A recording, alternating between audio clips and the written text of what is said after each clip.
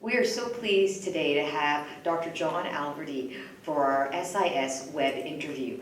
And we're so pleased. He's a professor of surgery and executive vice chair at the University of Chicago. He specializes in minimal and advanced open gastrointestinal surgical procedures. He's also the past president and member of the Surgical Infection Society. He's a leading authority in the gut microbiome and how it influences the surgical patient. So thank you very much, John, for coming to visit with us today. Dr. Alverdy, can you explain to us in simple terms what is the microbiome? The microbiome, it's a term that means of all of the bacteria on your body and within your body, all the genes that they harbor, all the gene products that they can express in the small metabolites and proteins. It's the whole biome. You know, this word omics is meant to encompass not just the species of the bacteria, but the genes within those bacteria and the sequences, because no two bacteria are the same, even if they're the same species. And then all the gene products, the proteins and the metabolites that they express in a given environment, on top of which there's a community structure, a landscape, a biogeography to it. So it's meant to be something more than just who's there. Who's there? What structure do they exist in? What micro niches do they occupy? How do they behave with one another? How do they crosstalk to the kingdoms? What proteins are they expressing? What metabolites are there? So it's a whole big deal. And so it's not something that is easily measured, and certainly much more difficult to display in a graph. Right. And how does it influence the surgical patient? Well, as surgeons, our biggest fear is that our patients will develop an infection. And while we use antibiotics sparingly, and thank goodness that they exist and that we do try to understand when and when not to use them, we have a sense that we need to use them in a targeted way, that we need to give them at the right time, and we need to discontinue them at the right time, and we need to let the body's microbiome, if you will, refaunate back to normal. So we know that when we do a fast operation, and it goes really well in the OR, and the patient goes home in 2 or 3 days, that patient's going to do really well.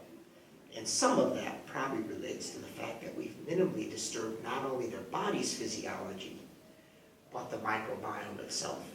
You don't hurt us, we won't hurt you, and we intrinsically know that. But when we have catastrophic trauma and patients come in and we know that time is not our friend, we also know that for the microbiome, the more we allow it to erode, the more downstream consequences on the immune system and other systems for tissue injury and healing are going to be affected. When you talk about healing, can you tell us how your leading research is showing the microbiome can influence anastomoses, which is the bowel connection that is made during gastrointestinal surgery? Right. So it's a very good question. We know from work done in the 70s in the United States and in Europe that giving oral antibiotics or decontaminating the intestine of its microbiota, we know that that improves both surgical site infections and anastomotic leak rates. But nobody's willing to stick their neck out and say it's the microbiome or the bacteria themselves that cause the leak. Well, there's probably other factors that cause a leak, and the bugs just leak out and cause infection. When in fact, the data are compelling that it's the bugs themselves that drive the actual pathogenesis of the leak itself. So we studied that with the most detailed molecular interrogation ever been done, and pretty much proved that certain microbes have the capacity to actually be the causative agents of the leak. And so that should recalibrate our thinking, one, and second, recalibrate our approach. What antibiotics are we using? What should we, just like I said before, what should we kill? What should we leave there? As you can see from our meeting, there's a lot of interest in trying to understand this at a much more granular level. Dr. Alverdy, you're going to have to share what you shared with me about you traveled around the world as an invited expert guest, and you go to M&M rounds. What does everyone talk about, and what do we need to think about now? Tell us. Recently I was in Germany I was made an honorary member of the German Surgical Society, and I was in Scotland, not Scotland, I'm sorry, in St. Gallen, Switzerland. And everything's the same, whether I'm giving a guest in the United States or abroad. When there's an anastomotic leak that's presented at a morbidity and mortality conference, everybody gets up and starts talking about what staplers you used, and did you hand sew it, and was it ischemic? I think that my favorite question is, was it ischemic when you closed? And what's a surgeon going to get up and say, well, it was kind of blue and dusty, but I closed anyway. Nobody does that. What a silly question. So there are efforts, to understand just exactly what the blood supply is when we do that at the microscopic level by using dyes and other things, and that's all good. But probably what we need to do is really, really develop a working group and a working hypothesis and test it as far as we can. And you've shown the influence on that microbiome can actually influence or prevent the anastomotic leaks in your Yes. preclinical models. Yes. Dr. Alverdy, it's been really fascinating watching the research, but I want to try and bring it back to the current practicing surgeon who wants to know, do I operate, do I change my management, or the clinician is getting a patient ready for an operation? Right. What's the day-to-day practical impact of knowing about the microbiome? Exactly. So I go up to every one of my patients now, and I do mostly elective gastrointestinal surgery, and I walk up to them and I say, have you taken any antibiotics in the last 6 months? Right in the preoperative area, because if you look at the electronic medical record, you will not see that question anymore. Right. You only see what medications are you on. You will not. And guess what the answer is? 50%. Wow. They had a tooth extracted, they had a urinary tract infection. My favorite one is, oh yeah, last week, a month ago, I had a cold, so I called my internist up, and over the phone they gave me a Z-Pack. And so now you get, you start to think, well, what are they coming in with? Right. If they gotten a resistant organism, and I usually give, I don't know, cefoxiben or Ancef or something, should I be broadening it because this patient has been on antibiotics? But let's think about like rectal cancer or esophageal cancer or Whipple. Now you're talking about somebody who's had pre-op chemo-RT, and they smoke, and they're obese, all of which affect the microbiome.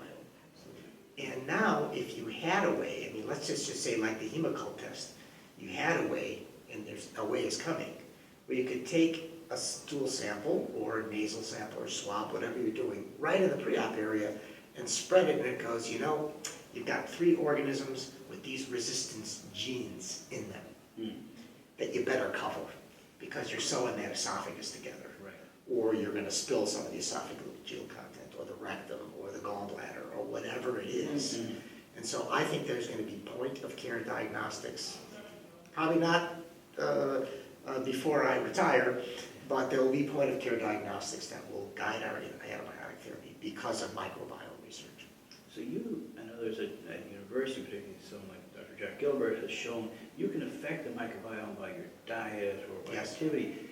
Is it possible that in the near future we'll be advising patients on a certain diet in the pre-op phase, as opposed to just the chlorhexidine wash and stop smoking beforehand? And do you think that can potentially affect the implications for an operation? No question. I think that we will see that there'll be what we call an enterotype of a microbiome. I like to call it a pathobiome that's associated with less good outcomes than one that you can rehabilitate to normal. And that is going to involve all of those things. Quitting smoking, maybe short-term exercise, maybe no alcohol for 2-3 weeks beforehand. If they've taken antibiotics in the last 6 months and you're doing purely elective operation, a Nissen, a hip repair, a back, you're going to say, okay, no surgery till your microbiome is restored back to normal. How are we going to restore it? We're going to restore it by having them discontinue behaviors that are bad for the microbiome. But also, we might give them enteral nutrition that is proven, not just, oh, this has got glutamine and arginine, it should work. Right. Proven to work. Or probiotics, oh, this has got lactobacilli. No, a probiotic constellation of microbes that's proven to restore the microbiome to that healthy signature that we then test and know. So I think there's going to be a lot of that coming, and we're going to save billions of dollars in the healthcare system. And that's why we are here at the Surgical Infection Society, because we know preventing infections will save billions of dollars, not to mention lives. So speaking at the SIS, you have dedicated your life to the research on surgical infections with your microbiome. What is the most practical application that we've seen for the practicing surgeon or clinician come from the whole spectrum of research in microbiome? Well, I think one thing is that we know that giving antibiotics for prolonged periods of time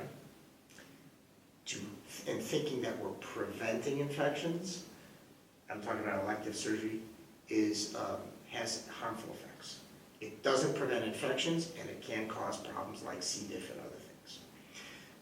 I think that we are learning, obviously, that instantiating the thought process of microbiome research into problems that we think are those problems of tissue healing and tissue engineering, like an anastomotic leak, is opening our eyes to other possibilities, new hypotheses for disease. I think that if we apply, this is my moonshot, if we apply microbiome sciences to wound infections, the Surgical Infection Society as a group will be able to provide groundbreaking insight and causative inference into the process of how a wound gets infected in the first place. It's striking how many presentations there were at this meeting looking at decreases in surgical site infections with no culture results. Do you realize, I asked Robert Sawyer, I said, when we looked at all the studies, I go, has anyone taken the wound infection pathogens and backlogged them back to the antibiotics that they actually got and asked this question, did they get adequate coverage at the time? He goes, no, it's never been done. I go, how could that never be done? I go, well, let's say they had a MRSA and a Pseudomonas infection 3 days after an open coli. Right. Okay.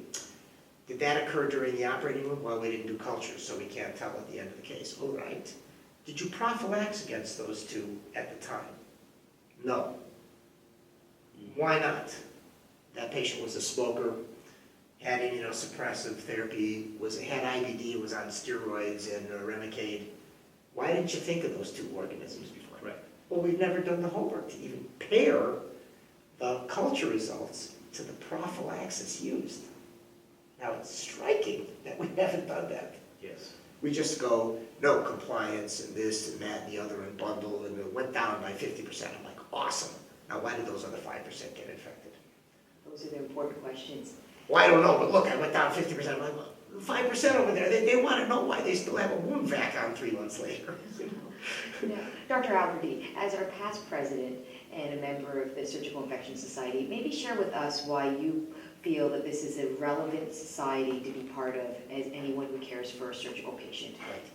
So the fact of the matter is, everybody cares about infection. Orthopedists, neurosurgeons, colorectal surgeons, vascular surgeons. Imagine being an orthopedist and putting a hip in and having and they have a low infection rate for hips, like 1%, right? It's about 0.5 to 1%, that's low. But boy, if you're that 1 in 100, your life is ruined. And these are low incidence events in anyone's lifetime, any orthopedist. They're not going to be able to causatively unpack, unbundle, and unravel the mechanism of that infection. 1%. 99 did fine, the 1%, there's no way to unravel why that occurred. Without us, it's not going to happen. So I think it behooves everybody who does high-risk surgery, and that's pretty much everybody in 2016, to understand what are the causative factors that lead up to infection. And you can't get that in any other society but the Surgical Infection Society. Both at the clinical level, we have outstanding outcomes clinical, we have quality officers, as we saw today, we have basic scientists like the two of you who are trying to grind down on what is it about the immune system, and what is visit about all sorts of systems that involve this. And you're working, Rachel, both at the clinical and at the basic level. This is what makes up the solution to this problem. Not, I see this 2% of the time. I was taught it was this, or I think it might be this. It's not enough. You can come here and you can broaden your insights.